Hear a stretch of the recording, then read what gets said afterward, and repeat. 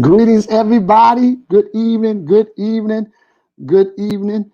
Thank you all for joining us on this evening. Thank you all for, why don't y'all come on in, come around the table, as we say, because we have some very good things we're going to be discussing tonight. Some very informative things we're going to be discussing tonight. You all that normally join me, you all know this is what I call my Tuesday Touch with Pastor Spencer T. Ellis, and I normally teaching Bible lesson and giving you all good words of encouragement and good word from the scriptures. But on tonight, it's going to be good tonight. On tonight, we're going to go in a little bit different direction on tonight, because we don't want to just be great Christians. We want to be great citizens. We want to be great citizens in the kingdom of God and the kingdom of heaven and the kingdom that we are living in. And on tonight, I'm going to be introducing some good people. I'm going to be sharing some good information. They're going to be giving us some great information. So here's what I want you to do before we get started, because I'm going to jump in it because I want to maximize our time on this evening.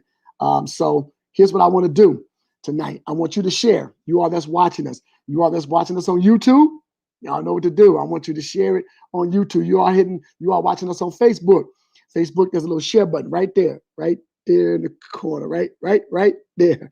There's that button right there on Facebook. I want you to share. You all that's watching us on our website, thank you all for joining us. Again, you all that's joining us on tonight, again, thank you. And I trust you had a good day. Whether you had a good day or a bad day, guess what? You made it through the day and your day is over. And guess what? It only can get better on tomorrow. And again, so come on, please share. And tonight, we're going to be talking about workforce readiness. We're going to be talking about resume writing. We're going to be talking about interviewing skills. You all that often, matter of fact, you all that's been watching the news, I know I'm a news junkie, watching CNN and the local news. They tell us right now, and maybe our experts will tell us whether that's true or not, that there are more jobs out there than there are people. You all hearing that they're offering, I think it was McDonald's giving away their cell phones.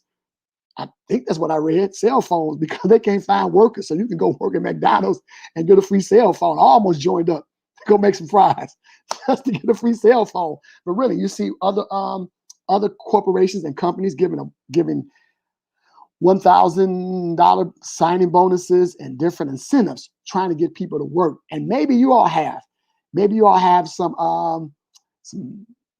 children. Maybe it's you. Maybe you have some grandchildren. You got some brothers and sisters that's always going on an interview and can't get the job. Well, tonight we're going to discuss some things that you may be doing wrong. Maybe you're submitting your resume and you're not getting a return call. Well, tonight we're going to give you some good information. Maybe you went on an interview and you had on your Jordans and your blue jeans with the holes in them and the ripped jeans and all of that. We're going to help you out tonight. Amen. So the next interview you go on, you're going to be prepared. Amen. And with God's help and with great information we're going to give you tonight, you're going to be prepared to conquer that interview. And you may be able to walk in there and maybe negotiate and get a better salary than what you wanted or what you desire. Again, we got some great information on tonight. I'm going to be introducing some people, and I thank God for them. And we thank God for Comerica Bank, our partnership with Comerica Bank and Citadel of Praise and our Citadel CDC. We've been here before with Comerica Bank, talking about savings and loans, talking about mortgages, talking about investments. And tonight we're going to be talking about getting ready for the workforce. So don't hang up on us. Share this. I'm telling you, you got that cousin that need this information. You got that brother-in-law that need this information. You might not want to admit it. You got that son, that grandchild. We're not here to condemn anybody. We're not here to talk about anybody. We're not here to judge anybody. But we're here tonight to help you get prepared for that. And matter of fact, if it's not you, you definitely want to take this information and teach it to your relatives. And maybe some of y'all may be looking for a promotion. Just maybe you're looking for a promotion. Maybe you're looking for an internal promotion. And we're going to help you out even on tonight. And on tonight, I am so honored. I'm so honored to have two individuals that I'm going to bring in here with me. And I'll introduce them, and I'll allow them to introduce themselves and tell us about themselves. We have Miss Wendy Holmes that's with us on tonight. And we also have Miss Linda. Linda, I hope I don't mess up your last name. I tell you, why don't you help me out so I want to embarrass myself. Pronounce your last name for me. Linda Nosby. Thank you, Miss Linda Nosby. And these individuals are from Comerica Bank. And again, call somebody, share this, let somebody know they need this information on tonight. And I'm going to start with Miss Wendy, and I'll allow you, Miss Wendy, to introduce yourself and tell us about yourself and tell us what you're going to share with us on this evening. Sure. Thank you so much, Pastor, for having us. My name is Wendy Holmes. I'm the diversity market consultant for Comerica Bank. I've been with the bank for about 5 years, and I'm really excited to do this presentation on resume writing and interviewing skills. So we'll talk about, some do's and don'ts when you're putting together your resume, as well as how to kind of maximize those interviews when you get called in, and what to do, what not to do, and some of the stumbling blocks that a lot of people fall into when they're being interviewed. So it's definitely going to be informative, and hopefully will assist someone out there. Okay, thank you very much, Miss Wendy. Miss Linda, introduce yourself and tell us more about the great things you do at Comerica Bank. Well, first and foremost, thank you so much for having us today. My name again is Linda Nosby. I am the market manager for Southeast Michigan here at Comerica Bank. I have been with the bank for roughly 13 years. It has been an amazing journey. As I'm in this new role currently, I've been in it for 8 months, and it's been a privilege and an honor working with some of our partners, such as Citadel, with the work that you're doing in the community. So thank you very much. I don't want to take up too much of your time. Wendy has some amazing things that she wants to share with people today. Well, that's great. Thank you all again for joining us. And again, I thank you all for the great work you all do of course, in the city of Detroit, where we're located, and all across the region, all across the country, where Comerica, the cities that Comerica do business in, and just the great work you all are doing in the community. Because without good partners, without good resources, of course, the city will not be as great as it is, and the people will not be as good as it is without the resources from Comerica Bank. Now, of course, you all will be able to ask questions on tonight, so feel free to put them in the chat. And as I see them, we may not interrupt our our speakers, presenters on this evening, but I definitely will definitely take as many questions as we can and get to as many questions. Because at the end of the day, we want to give you the information that you want and the question that you have, and there's no dumb question. So please give your attention to Ms. Wendy, and she's going to be talking about, I believe, resume writing and interviewing skills, if I'm correct. That is correct. Evening. And we're going to allow you to present, and I believe she has a PowerPoint, but just let me know when you're ready for to put the PowerPoint on the screen, and we'll let you have the floor. Okay.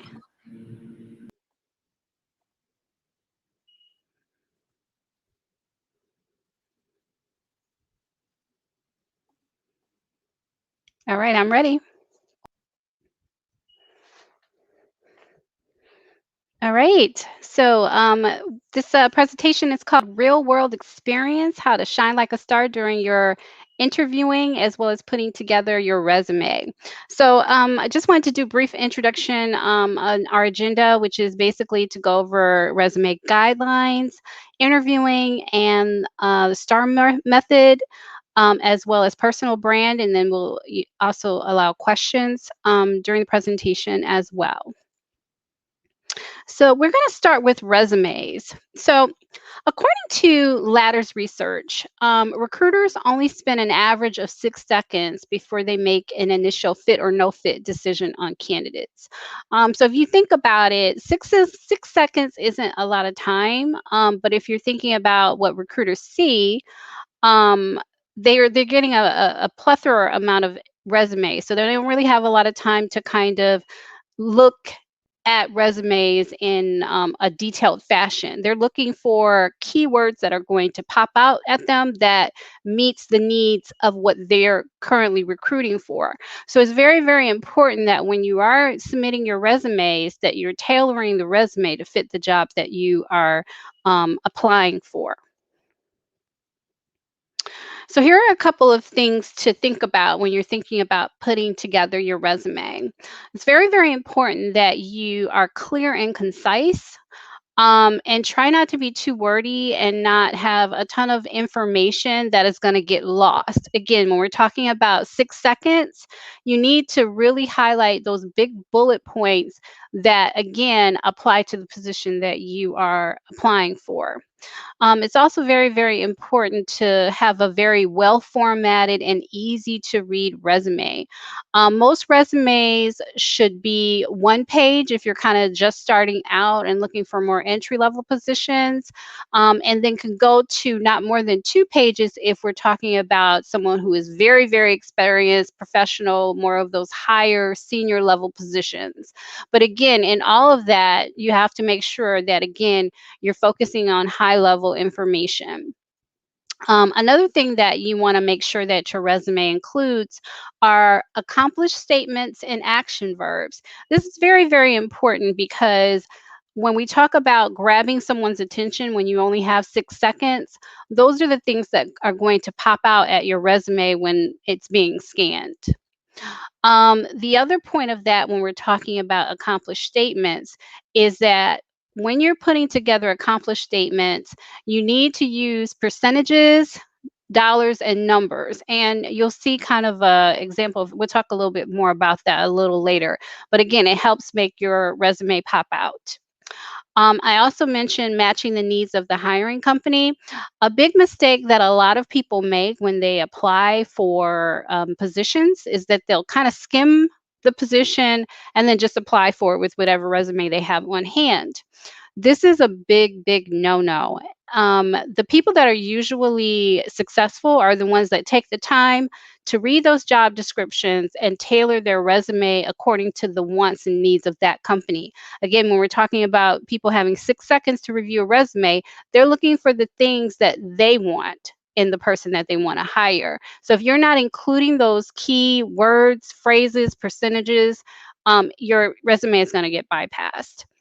And then the last point is to make sure that you are checking for spelling and grammar. Seems like a pretty easy thing, but I've seen so many resumes come across my desk that have not obviously not been spell checked or grammar checked. So it's very, very important to just double check, have somebody else look at it, because it's nothing like having a fresh pair of eyes to look at things that maybe you may have missed because you've been spending so much time putting it together. Now, when we talk about accomplished statements are statements in your, or bullet points, I guess, in your resume that highlight your work or your volunteer experience. Now, it does not have to be a huge accomplishment, but it would show something that highlights a particular action that you took that displays you as an employee.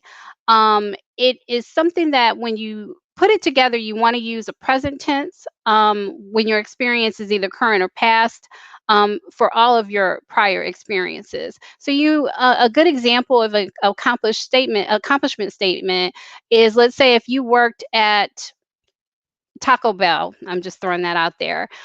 You can mention that, hey, I worked from this period of time to this period of time, and during this time, I was selected as the employee of the month 3 times during that year. Or if I worked at a ticket sales office, I was able to surpass my goals by over 10%.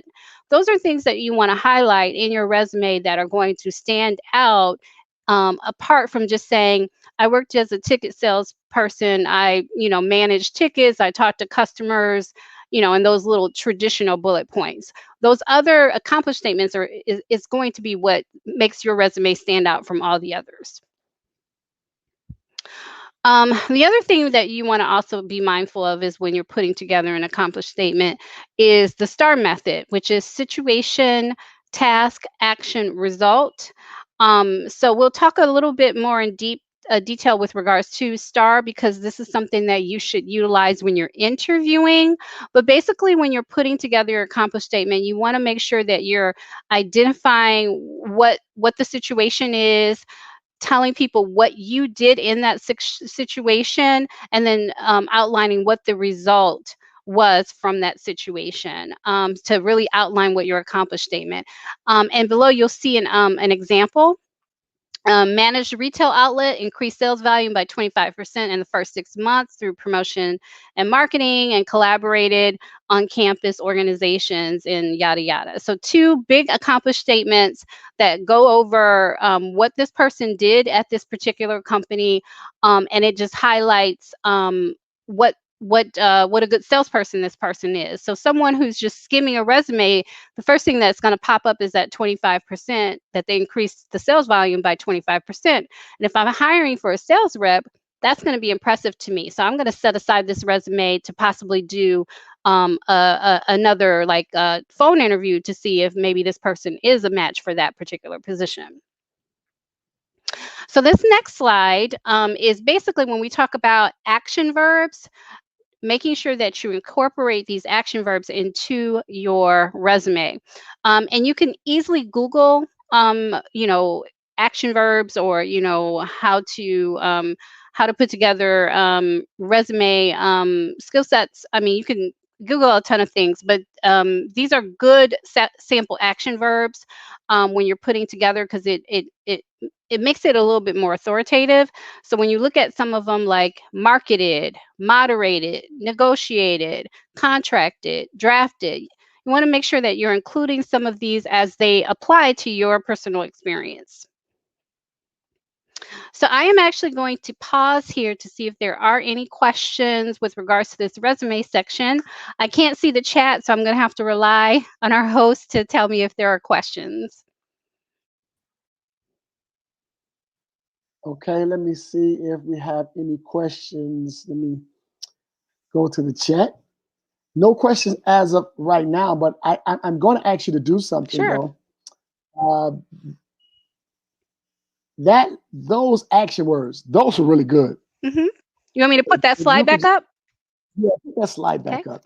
And you all that's watching us, again, I don't know if you can take, if you're watching by phone, I'm gonna get you to do a screenshot. Really, these words are great. I mean, you're Yeah, for sure. And again, these are just a small sample. There's a lot of other action okay, verbs, and like I said, the easy Google action verbs when okay. putting together a resume is a good Google search um, to come up with a lot more. Again, this is just a small pool of them for sure. But this is so good for those of us whose vocabulary may not be as great as others. Sure. But this is a great starting point and a great working point. And before you move on, Sure. I have a question, Yes. because you said something that was very powerful. 6 seconds hmm to review a resume, Yes. really. So, Yes.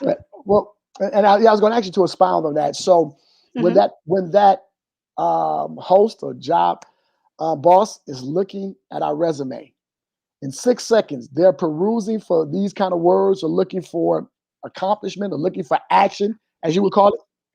Exactly. So when because I in addition to my D&I responsibilities, I also assist with campus recruitment activities for our internships as well as our early career development programs.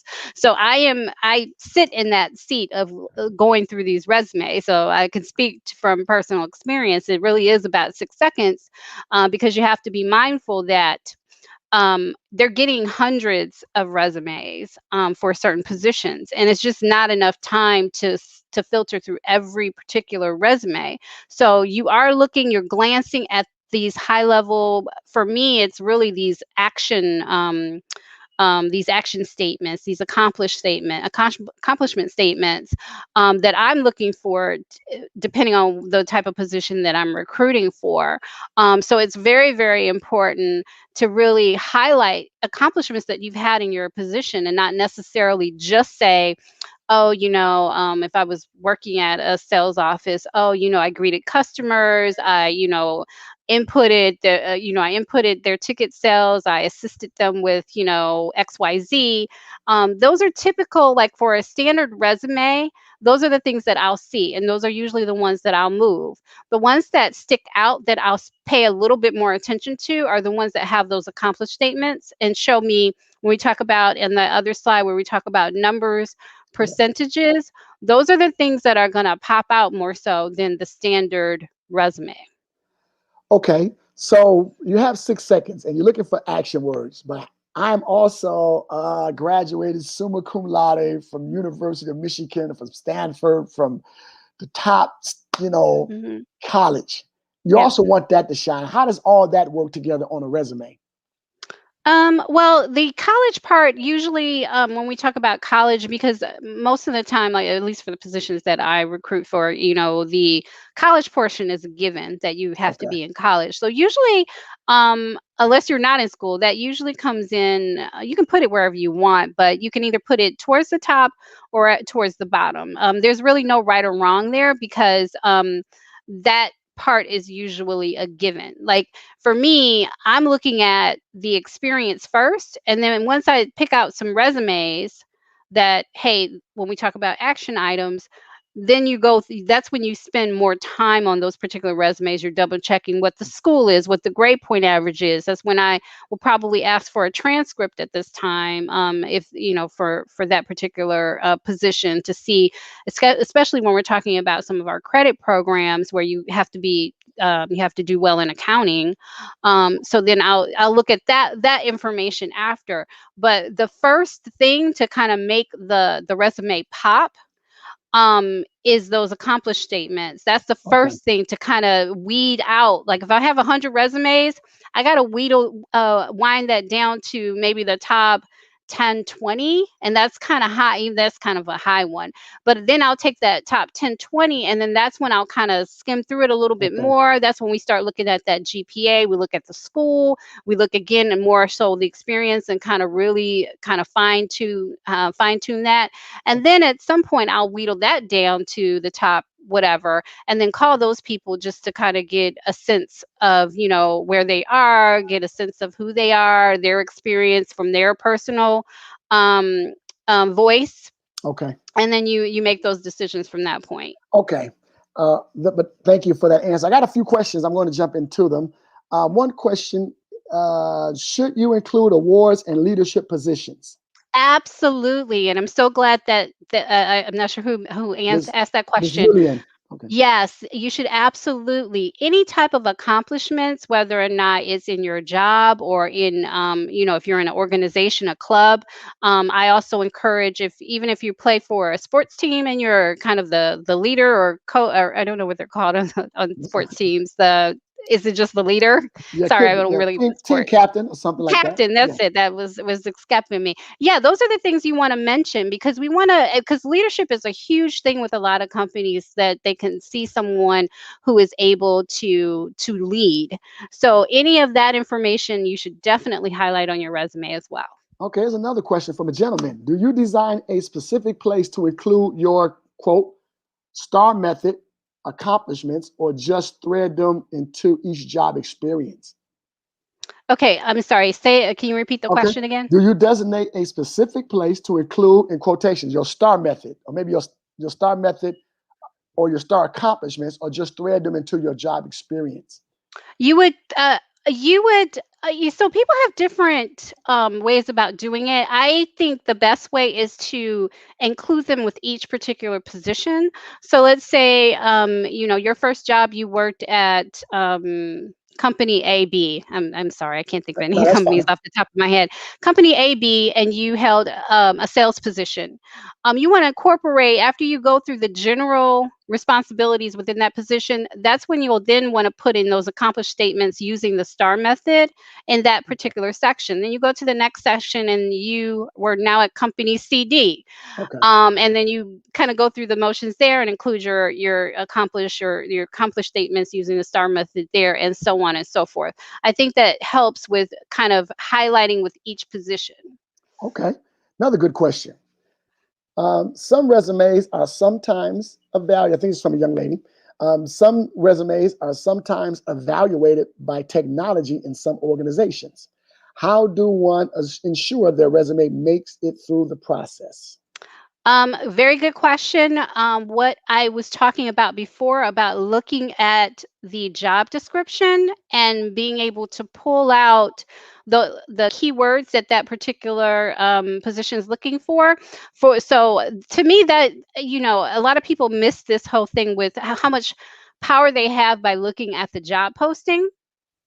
um, and looking at what they're looking for. If they're saying they're looking for someone who can multitask, if they're looking for someone who is good at time management, looking for someone who attention to detail, you pay attention to what it is they're looking for and formulate your resume to that. And that's where a lot of people kind of fail, is that they just use one resume that they apply to everything.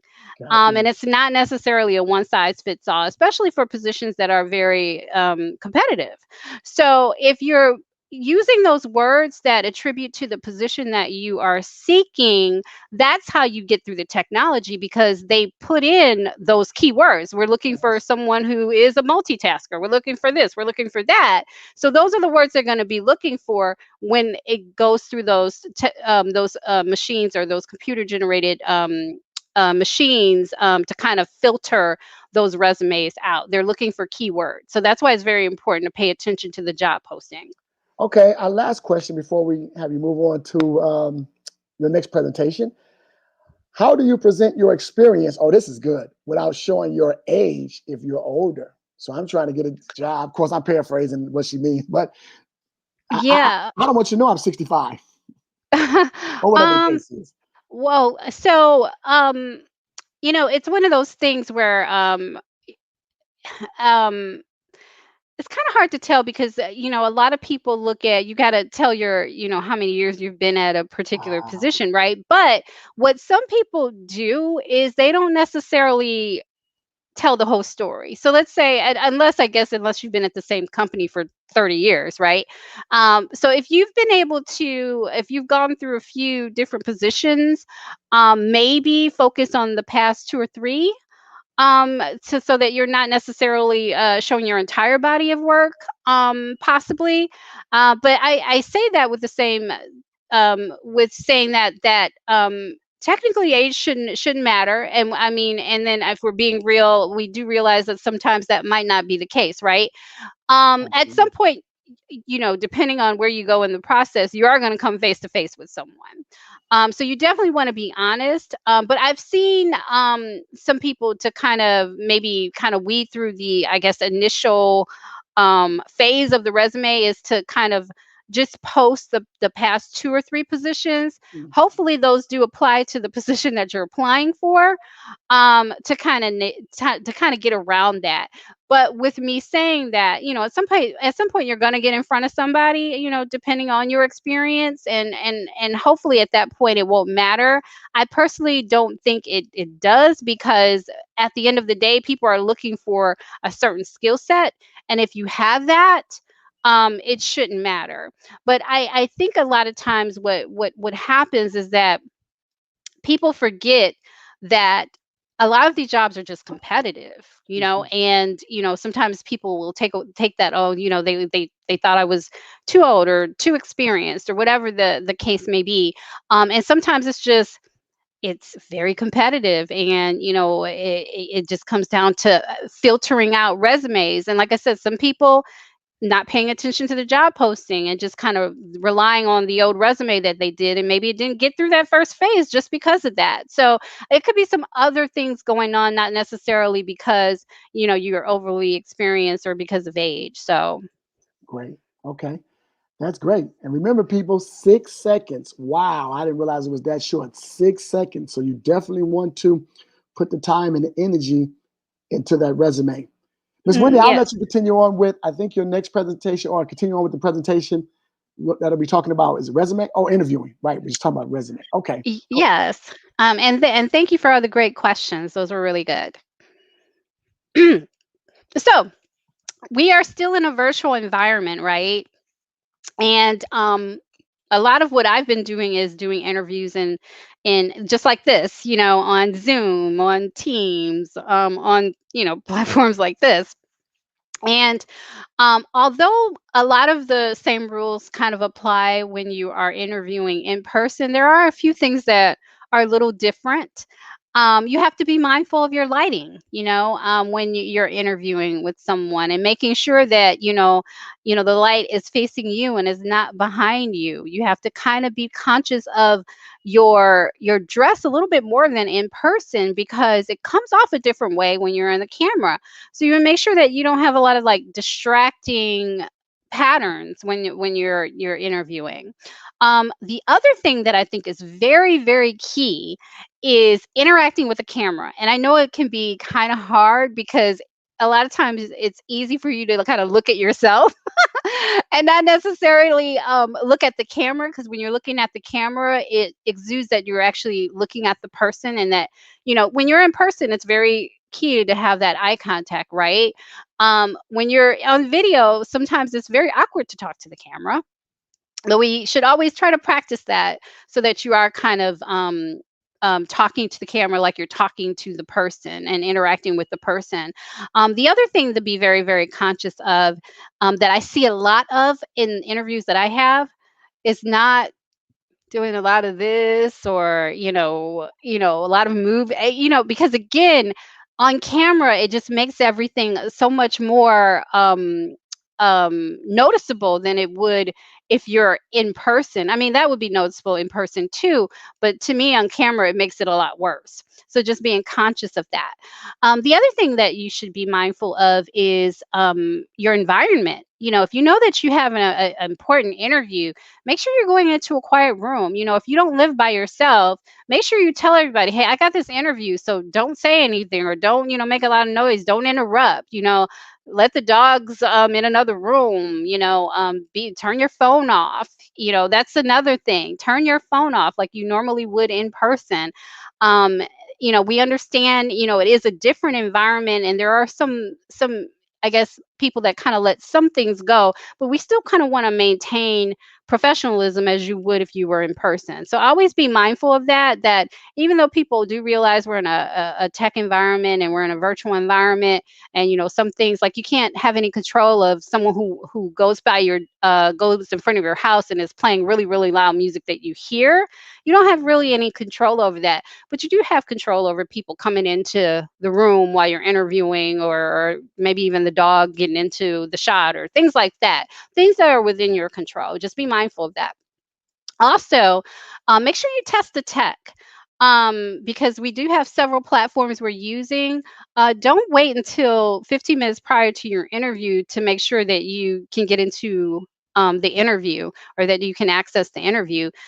Test it the day before. And if there's issues, you can let them know ahead of time that, hey, for some reason, I'm not able to access the link, or for some reason, I can't download the app, or whatever the case may be. Just make sure you're getting that the audio and the video are cleared prior to the interview. And just like any interview, make sure you're ready to go ahead of time. Typical time when you're in person is 10 minutes, not more than 10 minutes before the actual interview starts. With virtual interviewing, it doesn't necessarily need to be that long, but I would say at least 5 minutes, as long as you've already tested your equipment. 5 minutes is pretty good to be ready to go when the interviewer joins you. So when we talk about interviews, it's very important to be prepared. And again, when we talk about how I was talking about the job description, um, I don't want to stress this. I have to stress this about how that is kind of so key to your resume and so key to your interviewing. So make sure that you are looking over the particular job description, and kind of catering your job experiences to match that.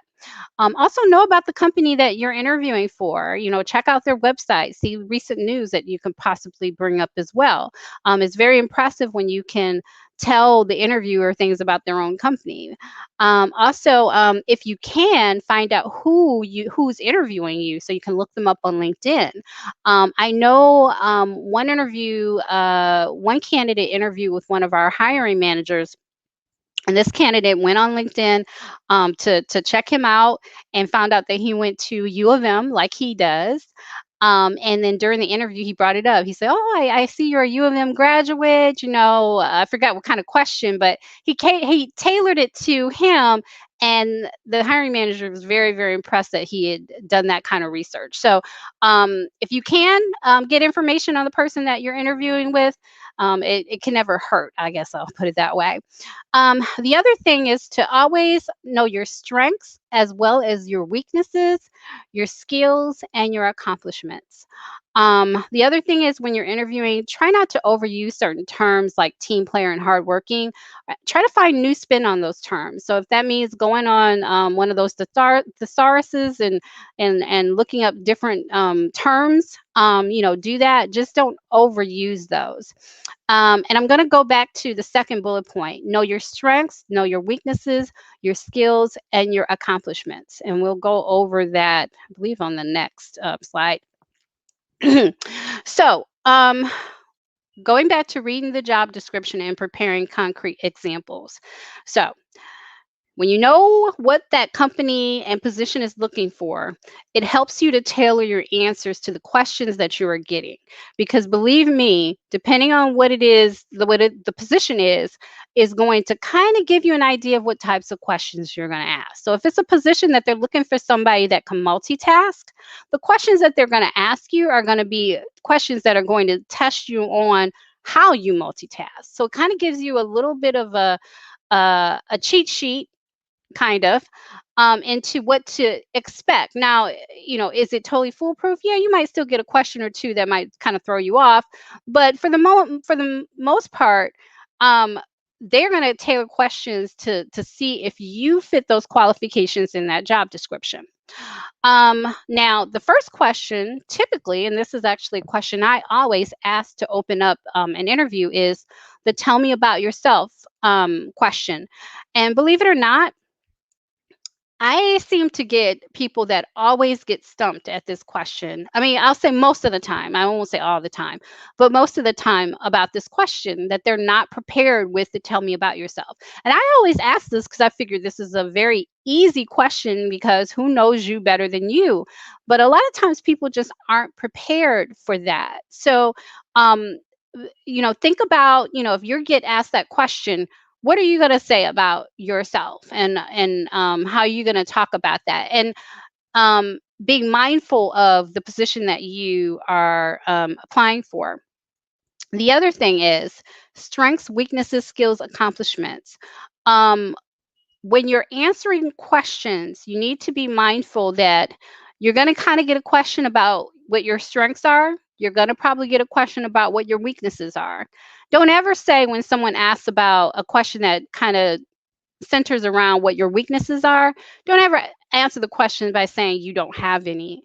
It won't go over well. We all have weaknesses. The key to answering the question about weaknesses is to show how you overcame that weakness. I'm going to say that over again. The key to answering a question about weaknesses is how you overcame that weakness. So be mindful of that. So know what your weakness is, and also have a backup statement as to how you are currently um, working on it or how you overcame it. Okay, so that's how you answer that question. And then when you're talking about your skills and accomplishments, always have an example to support what you're saying. If somebody says, how do you deal with different projects? Don't just say, oh, I'm able yeah, I'm able to juggle multiple projects. I've never had that problem before. Everyone says that I do well in doing that. That's not good enough. You need to back up your statement. Yes, I can handle multiple projects. In my past position, I worked on 3 projects at the same time that were going on at the same time. I was able to prioritize each one with this, or whatever your process was. Always have examples to support. All right. So going back to "Tell me about yourself" and why people get so tripped up about it. So when you get asked the question, mind you, the answer should be very brief. Should be under 2 minutes. You need to talk about your college, briefly talk about your college and work experience, but you also need to make sure that you're incorporating the job description in your answer and using traits and characteristics that will serve well in that role. And then you can detail those past experiences and how it can translate into the position. Again, it should be very, very high level, under 2 minutes. Some other sample interview questions that some people get tripped up on as well, like, why should we hire you? How would your colleagues describe you? How would your boss describe you? Again, tell me about your significant accomplishments, your career aspirations, goals. These are just a few sample interview questions. Believe me, there are tons of them. Again, this is a opportunity to Google behavioral questions or typical interview questions to see a litany of them, to just kind of get an idea of those different types of questions that can be asked. And then, just think about how you would answer them with regards to that. And again, thinking about, too, the particular position that you're applying for. So this next part is called the STAR method, and it is an interview method that some companies use specifically when they're interviewing. However, regardless if a company uses the STAR method in their interviewing, you can use it to answer questions that will benefit you. And this method is not an easy method to master. I won't lie to you. It definitely takes work. It definitely takes some time and effort on your part, because with each position, you have to kind of research all over again to be able to answer these questions using the STAR method. But I will say that anyone that can master this STAR method in interviewing, you're going to be in the top tier of those candidates that make those final rounds. Can't guarantee that you'll get the job, because for all I know, the other two candidates that you're interviewing with are masters at the STAR method too. So I don't know about that. But I know, I can tell you, people that I've interviewed that have even kind of accomplished, now mind you, I'm usually interviewing for more of the entry level positions, but have even kind of touched upon the STAR method in their answers, I'm usually moving them forward at least to the next round. So again, it takes practice, it takes work. But if you put it in and you kind of master it and are able to kind of get this down, you'll do well. So when we talk about the STAR method, it stands for situation, task, action, result. And this is kind of the best way to answer questions that will leave your interviewer very, very happy that you might be the qualified candidate for the position. So when we talk about situation, it's kind of similar to when we were talking about resumes. You want to make sure you're setting the scene for this example that you're going to give, kind of what happened, how it came about, a general background of the situation. Task, you want to talk about what you took on to solve the problem. Were you assigned the task, or did you take the task on your own? It's always good when you can say that you kind of took the task on your own, if that is the case, and just kind of outlining that particular part. Then action. When we talk about what the situation is and what the task was, what you did to address the problem, and kind of the background with regards to that action. And then finally, result, and that's pretty self-explanatory. What happened at the end? Was it positive? Was it negative? If it was negative, what did you learn from it? Again, negative doesn't always have to be bad. As long as you're able to show some type of lesson that you were able to kind of learn from it, or that you went on to another project and was able to apply that mistake, or whatever it may be. So what the result was at the end. So so we're going to go through an example of a question, and we're going to answer it using the STAR method, so you can kind of understand how to implement each part. So you're in front of an interviewer, and the question is, you indicated that leadership is one of your strengths. Please describe an experience in which you used your leadership abilities. When we talk about situation, the S. During my third year of college, I was elected Vice President of Professional Programs for my student association. The duties of the position included securing speakers for our meetings and advertising the programs to the campus community. That's the situation. Task. Previous attendance at meetings had decreased substantially. My goal was to implement programs to address the professional development of our association and increase attendance by 25% compared to the prior year's figures. You see what I'm talking about? 25%, percentages, always a good thing. Action. What did you do to address the problem? I assembled a team to help with program design and speaker selection. I developed a survey for members to determine their professional interests and ideas for possible speakers. Then we randomly selected members for a focus group. And then finally, the result. Using the information from the surveys and interviews, we selected speakers for the entire year, produced a brochure describing the program and featured speaker under my leadership. This is what they were asking, leadership. Attendance increased 150% over the previous year. Again, huge percentage, huge success. That's how you apply the STAR method. Now, your answer didn't necessarily have to be that long, but you get the gist of how it hit each point of the STAR, right? So when we talk about behavioral questions. These are those questions that you're going to be asked that are not necessarily yes and no questions. These are questions that you're going to be asked where you need to kind of give an example and kind of give a something to back up the response. So I have listed just again a sample of some interview questions that you might get asked and to think about when you're thinking about your past experience as far as being able to answer some of them. I'm not going to go through all of them.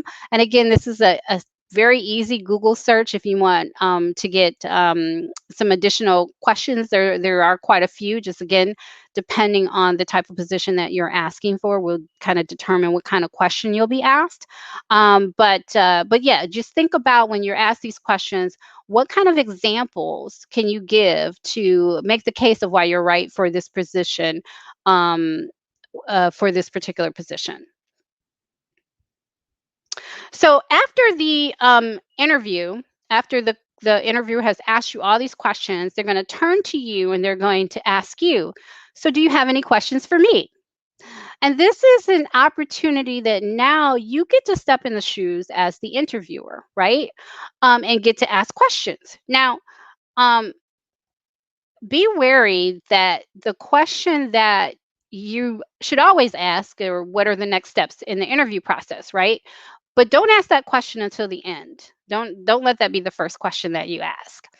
The questions that you should ask are questions that are going to tell the interviewer that you are serious about the job and that you want to know how you can go about being the best person for that job. So if you look at these sample questions that I've listed, that's exactly what this person is asking. How would you describe the responsibilities of the position? So I want to know more detail about this particular position. What accounts for success within the department? I think this is a really good one because it's telling the interviewer that you want to know how you can be successful in this department, right? What do you think are the most important qualities for someone to excel in this role? Again, you want to know what it is that they are looking for this particular position. And this actually is a good question too, because it allows you the opportunity that when you send your thank you note, you can go by that response, whatever they said those qualities are, you can follow that up in the thank you letter as to if they said we're looking for someone who is a go-getter. You don't necessarily say go-getter, but you mention, the things that you've done that you've been very assertive in, right? So that's a good question that can set up your thank you note. And then another question, what would you like to see the role accomplish in the first 90 days? Again, these are all questions that you're asking the interviewer how you can be how you can excel in the position if you're hired, right?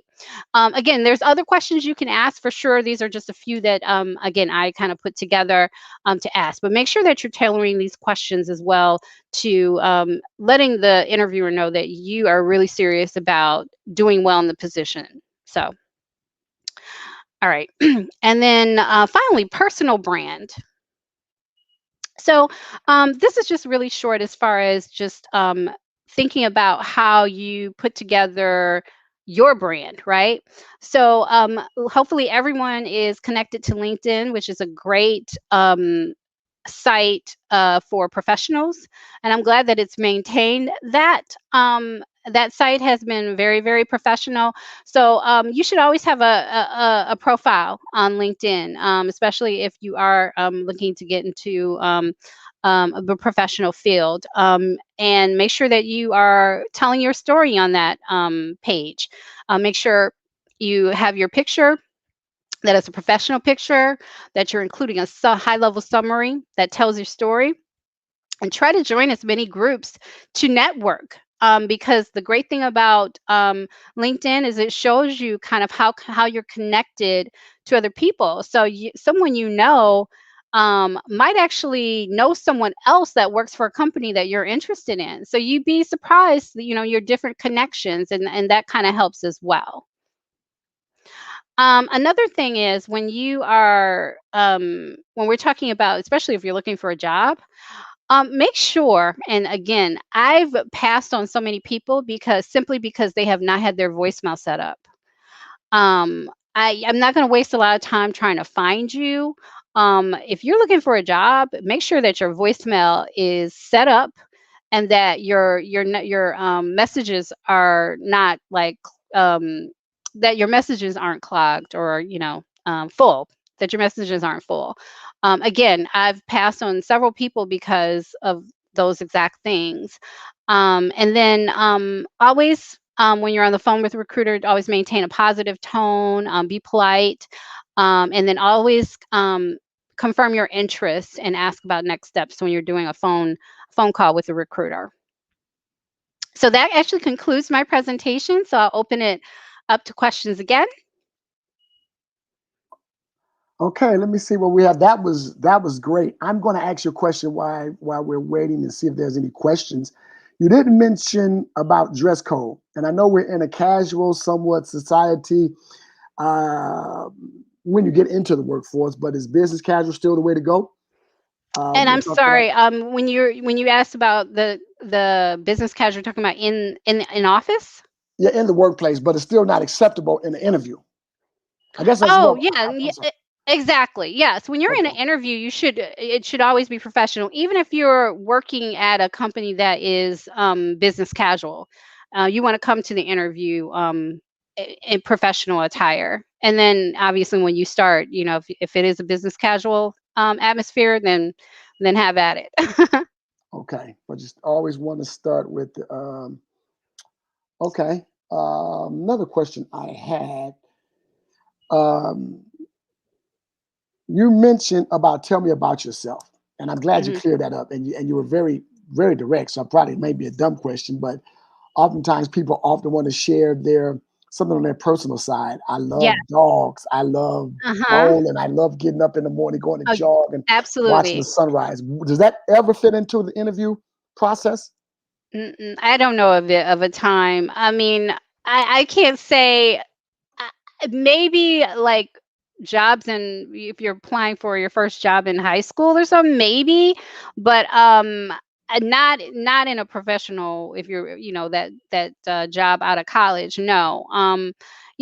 If after the official interview, let's say if you've like really connected with your interviewer, and you start talking about other stuff, that's something different. But during the interview, when they ask you, tell me about yourself, no, that's not a good answer. And it's funny because I've made the mistake myself. When I first started interviewing, I didn't know. That's why I said that that's usually the question most people get stuck on, because I have to admit, I think first time I may have started talking about what that I like to karaoke and some other stuff. I think I kind of just went off on myself, not really knowing. So yeah, be conscious of that. They want to know about how your skills and your experience applies to the job that they are trying to hire for. At the end of the day, your time with them is about the job. Okay, absolutely. And of course, since we're having a good webinar here, the question of everybody's in the back of their mind when they walk into the interview is about the money. Hmm. I mean, of course, I know it's a no-no. We know, Yeah. but we have to talk about it. If Hmm. if there's anything to talk about, or when is it ever I don't know, brought up. When is it ever question? Well, so that's interesting that you say that because I can't give you kind of a black and white answer because there's certain things that kind of are in place. So sometimes companies they'll ask you up front what your salary requirements are, right? Okay. In the application process. That's So good. they want to Okay. know if you're even in range with what this position is even offering. So in these a lot of times you can't even skip over that question. You need to put down what your salary requirements are. So if you get a call back, that typically, if you get a call back and you had to put your salary requirements in, then know that you are within range from that perspective. So when you're in, let's say if that was the situation, if you're in the interview, you don't typically talk about that. Like, okay, it's kind of twofold here. Okay. So let's say you get the call, you put in your salary requirements, you get the call. So depending on which you said the salary requirement was. So let's say the position itself is paying between 50 and 60, and let's say you put 65,000 on there, right?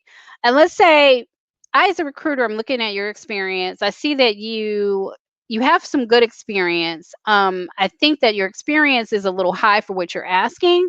I may still call you and say, hey, I see you have some good experience. Wanted to know, how you are with this salary. You mentioned that you're at 65.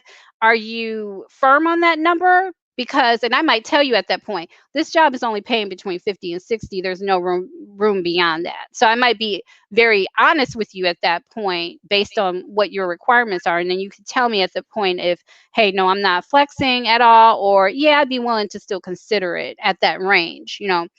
So sometimes that will happen, but let's say that's not mentioned in the first interview. When you go into the interview and you finish that, you shouldn't ask then either. You don't ask until they make the offer. So when they make the offer, obviously they're going to tell you what it is. You should never, well, I'm not going to say never, but I wouldn't accept the first offer. Personally, I wouldn't accept the first offer. Wow. I would Wow. tell them, I thank you for the offer. I'd like to think about it. And usually they'll give you a few days to think about it. And then you come back with a counter, right? That's how you negotiate. You come back with a counter. Now they may say, yeah, we'll work with you, or they may say, nope, that's kind of the high end of what we got. And then you have to kind of make a determination at that point. And again, depending on the position, there's probably some other ways you could, negotiate depending on how bad you want the job. But that's a whole nother webinar. Okay. But we'll close with this question then, because I see no questions. If you all have any questions, we only have a minute or two left, so please get them in quickly. Now, oftentimes that salary question is a trick question in a sense, because you don't want to undercut yourself. You don't want to overestimate yourself, because you said between 50 and 60,000. That's a broad range. And most times it is somewhere in that range. So if I put 51, they might come with 51 when you think in your mind, I could have made 57. I could have made 58, but I put 51. So you're like, hey, that's what you're looking for? That's what we threw out Yeah. here.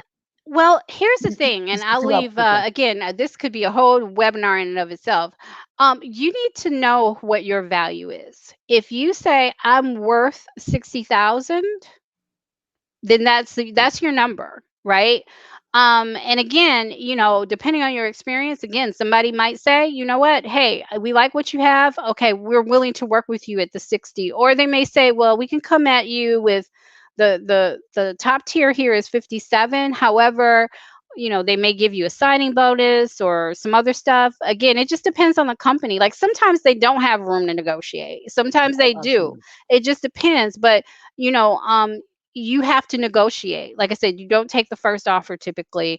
You have to be able to, and you have to know what you feel you're worth, and that's where you start. And I get it. If you say you worth 60, and they're like, God, I could have got 65. That's kind of one of the things that you kind of, Okay. that's the rule. You throw the dice out type thing, but it should always start with what you think you're worth, because if you're getting at least what you think you're worth, you're in a good position. Okay.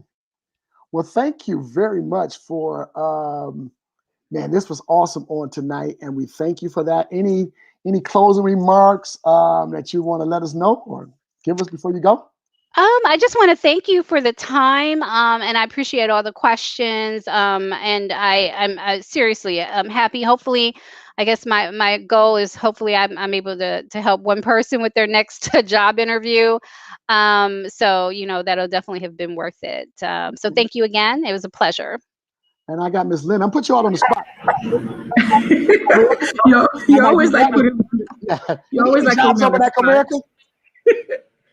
Now, see, that's a Wendy question. That's a Wendy question. I do believe we have openings in Yeah, we do different have areas. some openings. In Yeah. technology, banking centers. So we have lots of opportunities. Yeah, lots of In positions in Michigan. the banking centers and the customer call centers too. So please go on our website, comerica.com, to our career page. Okay, you all heard it, that there's some jobs opening at Comerica. Thank you all. Ms. Linda, any parting remarks that you have?